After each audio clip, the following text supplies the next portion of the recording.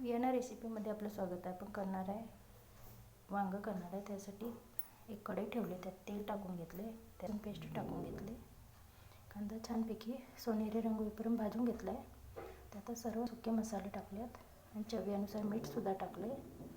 त्यातच उभे चिरलेले कांदा आहे, वांगं आहेत, ते सुद्धा टाकून घेऊया. व्यवस्थित असं भाजून जराशी वाफ देऊन घेऊया.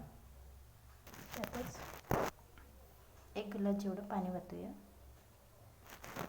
ठेवून पर वांगं शिजू देऊया. तपातून घेऊया वांगी शिजले का. तर छानपैकी वांगी शिजून रेडी झाले. त्यातच 2 चमचे शेंगदाण्याचं कूट टाकूया.